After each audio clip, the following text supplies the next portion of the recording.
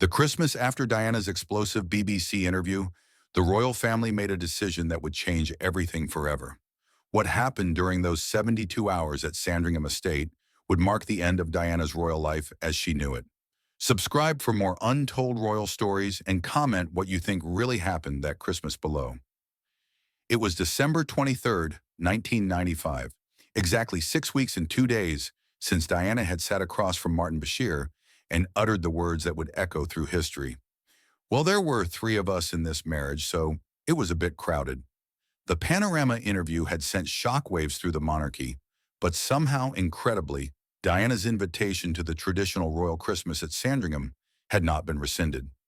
As the Black Jaguar wound its way through the Norfolk countryside toward the Queen's private estate, Diana sat in the back seat watching the familiar landscape blur past the tinted windows.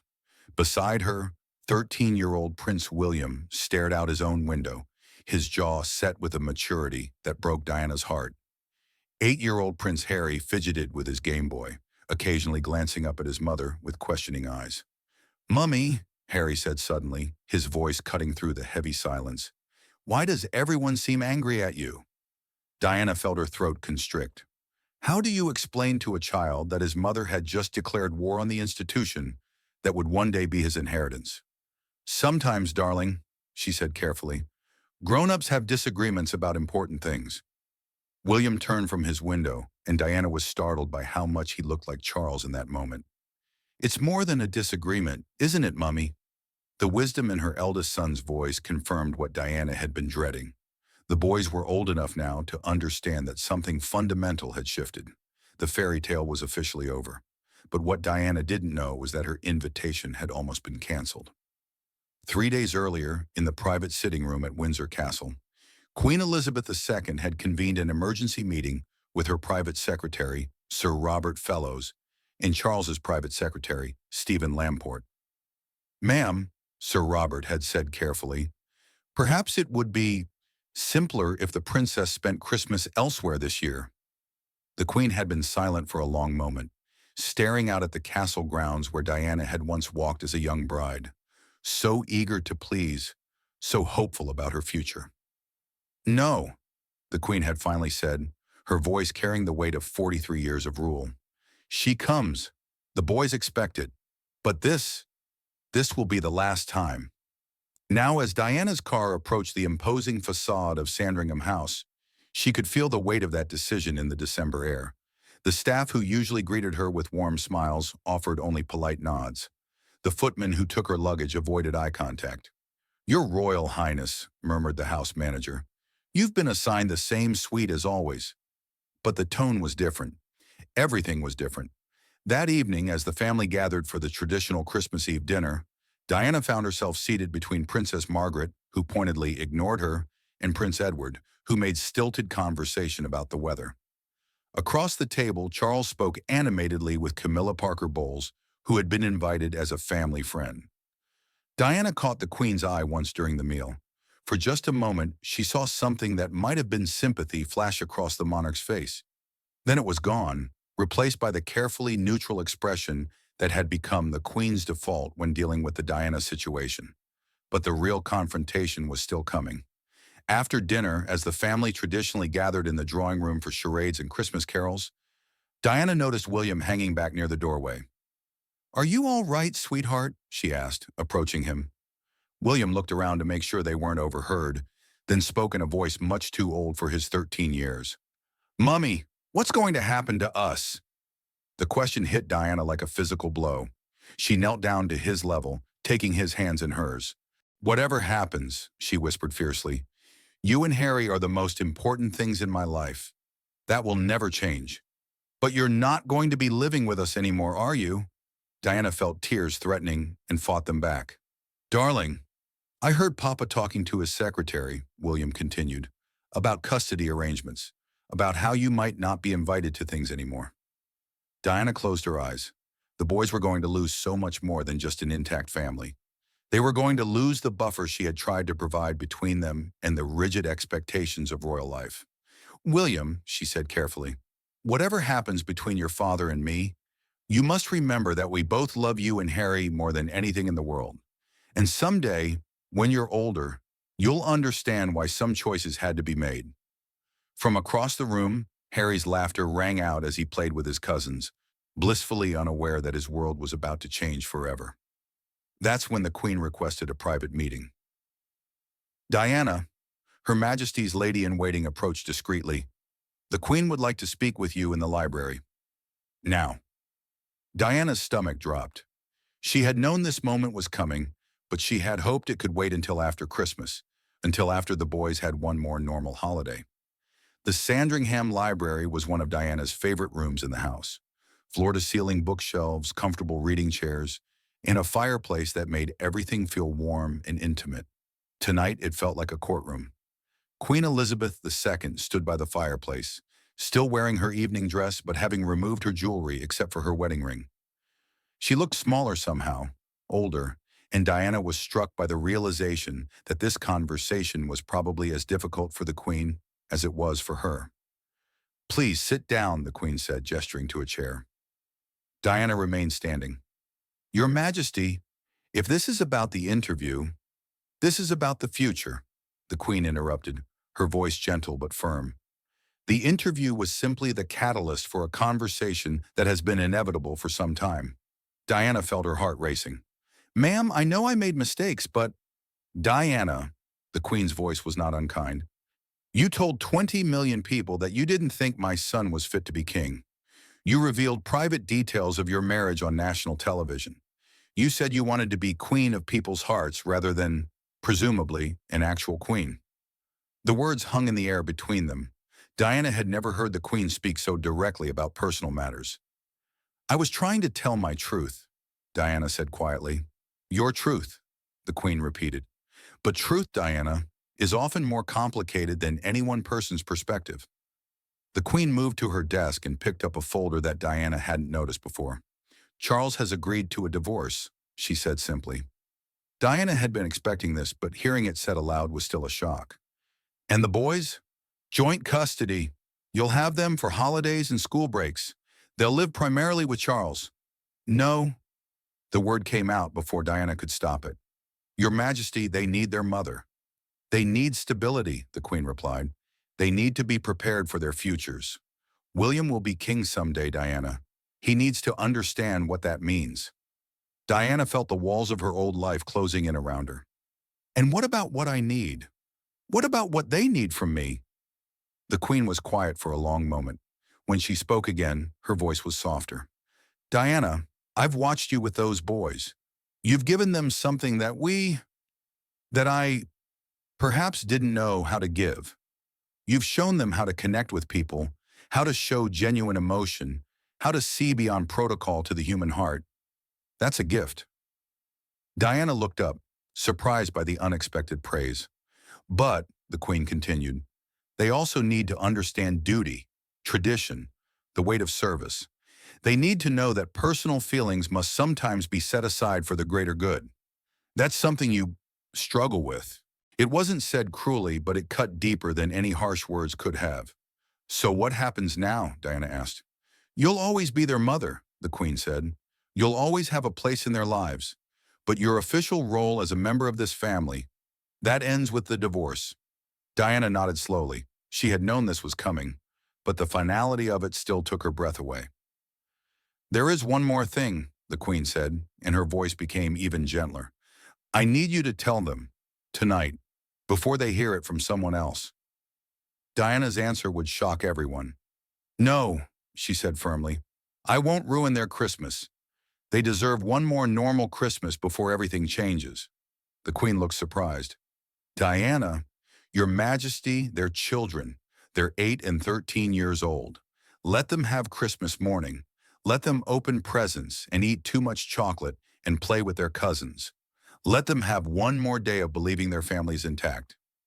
The Queen studied Diana for a long moment. "And after Christmas?" "After Christmas, I'll tell them everything. I'll help them understand. But not tonight." For the first time in the conversation, the Queen's composure cracked slightly. "You know this means you'll be spending Christmas Day knowing it's your last?" Diana smiled sadly. "Your Majesty, I've been doing that for years." The next morning, Christmas Eve, Diana woke before dawn. She stood by her bedroom window, watching the sun rise over the Norfolk countryside, and tried to memorize everything.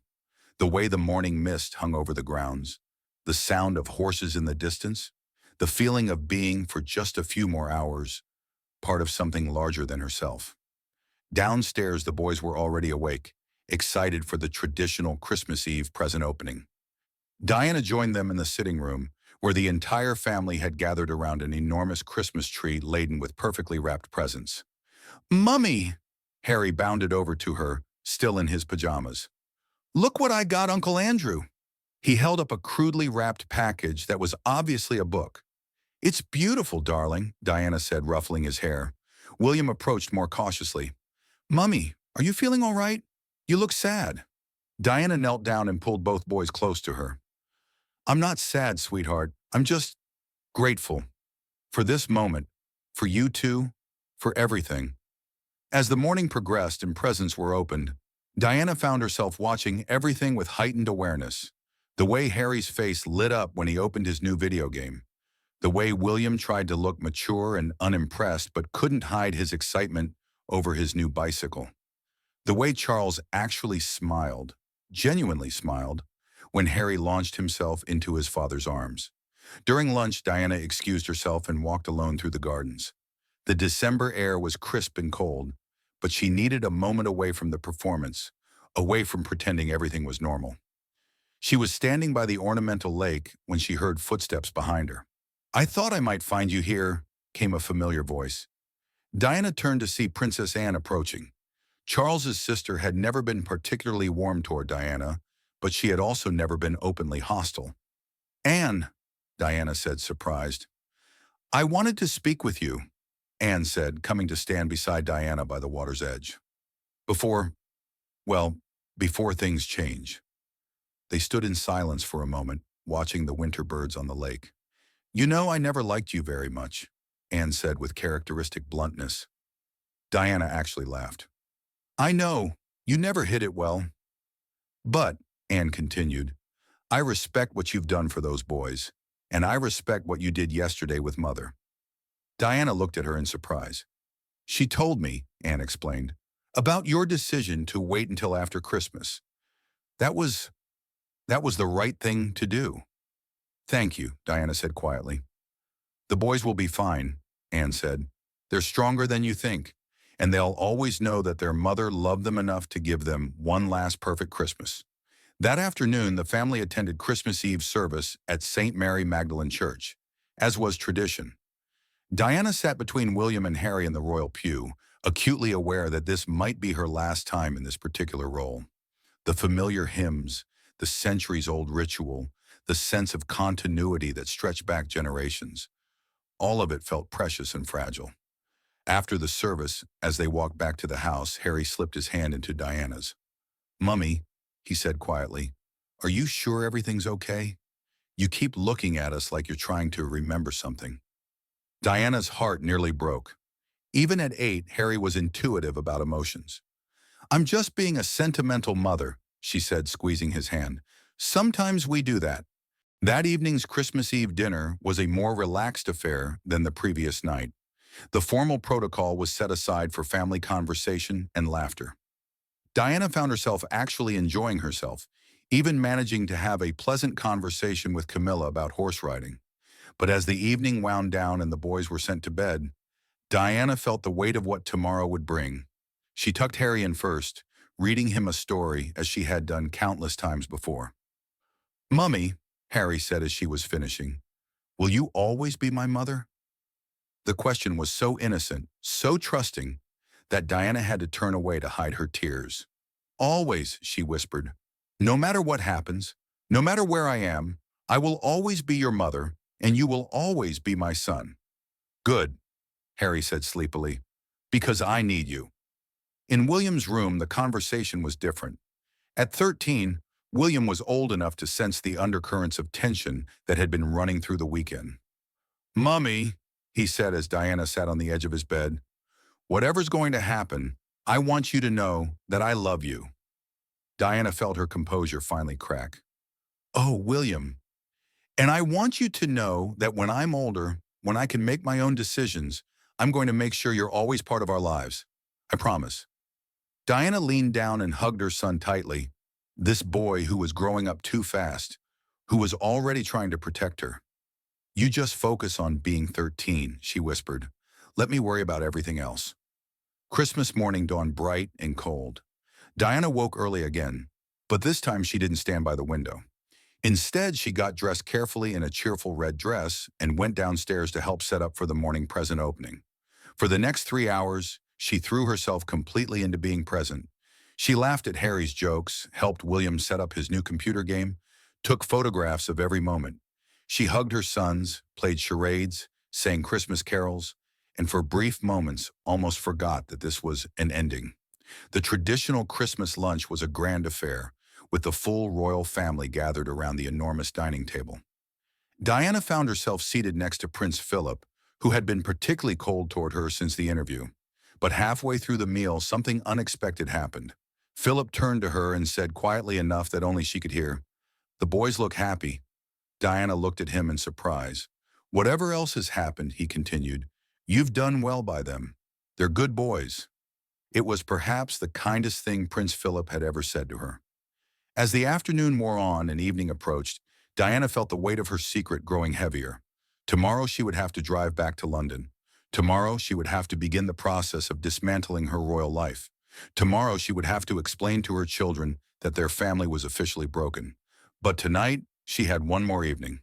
The family gathered in the drawing room for their traditional Christmas evening entertainment. Harry performed a magic trick he'd been practicing. William played a piece on the piano. The younger royals put on a small play they'd been rehearsing. As Diana watched from her chair by the fireplace, she found herself trying to memorize faces, voices, laughter. Even the family members who had grown cold toward her, she tried to remember them as they were in this moment, relaxed and happy and human. Late that evening, after the boys had been put to bed and most of the family had retired, Diana found herself alone in the drawing room. She was looking at the family photographs that lined the mantelpiece when she heard footsteps. Couldn't sleep either? Diana turned to see the Queen, now in her dressing gown and slippers, looking smaller and more human than Diana had ever seen her. "Just saying goodbye," Diana said softly. The Queen came to stand beside her, looking at the same photographs. Pictures of christenings and weddings and state occasions. Pictures of a family, complicated and sometimes dysfunctional, but still a family. "You know," the Queen said quietly, "when Charles first brought you to meet us, I thought you were exactly what this family needed. Young, fresh, unstudied. Someone who could help us connect with people in a way we'd forgotten how to do." Diana looked at her in surprise. The Queen rarely spoke about personal matters. "What changed?" Diana asked. The Queen was quiet for a long moment. Perhaps nothing changed. Perhaps that freshness, that inability to simply accept things as they are, perhaps that was always going to be incompatible with what we need from our family members. "Compatibility," Diana repeated. "Is that what marriage should be about?" "In our world," the Queen said sadly, "sometimes it has to be." They stood in comfortable silence for a moment, two women who had both sacrificed parts of themselves to the institution of the monarchy. "Diana," the Queen said finally, "I want you to know that I've never questioned your love for those boys, or their love for you. That bond, that's beyond anything we can legislate or control." "Thank you," Diana whispered, "and I want you to know that you'll always be welcome in their lives. You're their mother. That doesn't change with a divorce decree." Diana nodded, not trusting her voice. "But I also need you to understand," the Queen continued gently, "that they belong to this institution now.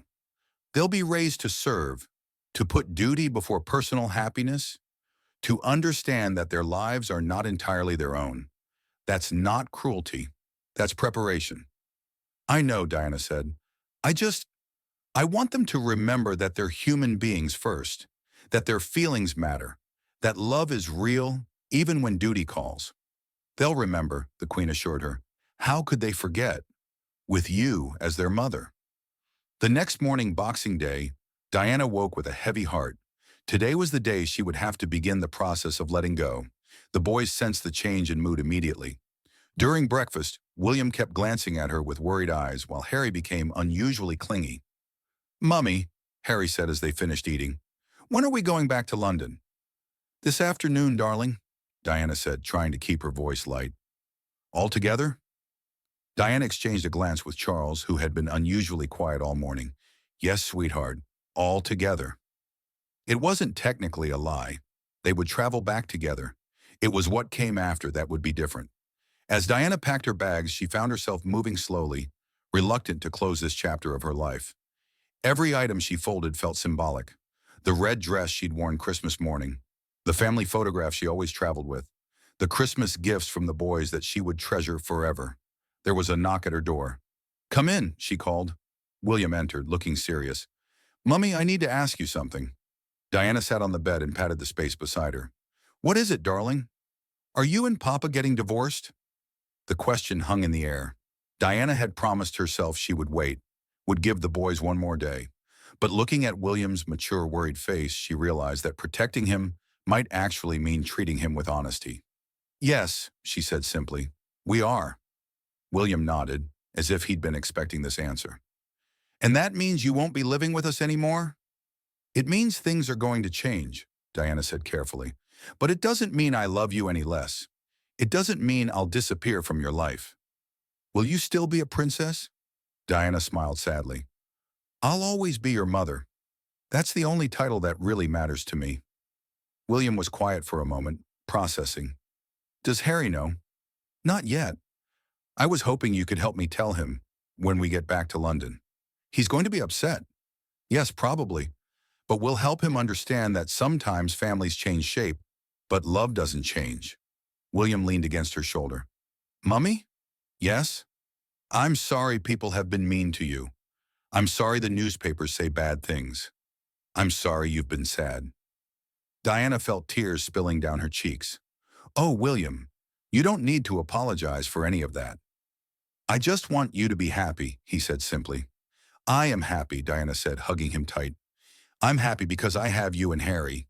I'm happy because I got to be your mother. That's enough happiness for any lifetime." An hour later, the family gathered in the main hall to say their goodbyes. Diana hugged each family member, even those who had been cold to her. Princess Margaret's embrace was surprisingly warm. Prince Philip patted her shoulder awkwardly. Princess Anne whispered, "Take care of yourself." When Diana reached the Queen, they looked at each other for a long moment. "Thank you," the Queen said quietly, "for giving them one more Christmas." "Thank you," Diana replied, "for letting me." The drive back to London was quieter than the drive up had been. Harry dozed against Diana's shoulder while William stared out the window, lost in thoughts too heavy for a 13-year-old to carry. As they reached the outskirts of London, Diana found herself looking back toward Norfolk, toward Sandringham, toward the life she was leaving behind. That evening, in the familiar surroundings of Kensington Palace, Diana sat down with both boys and told them the truth about their parents' marriage, about the divorce, about what their future would look like. Harry cried as she had expected. William asked practical questions about custody and schools and holidays. Both boys wanted reassurance that they weren't losing their mother entirely. "You'll see me all the time," Diana promised them. "I'll be at your polo matches and your school plays and your birthday parties. I'll still tuck you in when you're with me. I'll still help you with your homework and listen to your problems." "But it won't be the same," Harry said through his tears. "No," Diana admitted. "It won't be the same, but different doesn't always mean worse. Sometimes different means we have to work a little harder to show how much we love each other." That night, as Diana tucked the boys into their beds at Kensington Palace, she reflected on the weekend that had just ended. Her last Christmas as a full member of the royal family. Her last time sitting at the family table as Charles's wife. Her last time pretending that the fairy tale might still have a happy ending.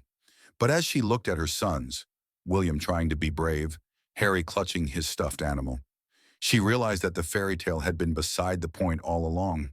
The real story was about love and sacrifice and the courage to fight for what mattered most.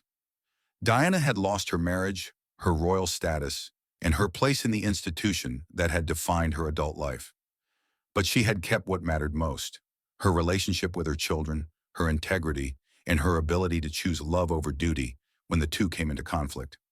As she turned off the lights and whispered good night, Diana allowed herself one moment of grief for everything that was ending.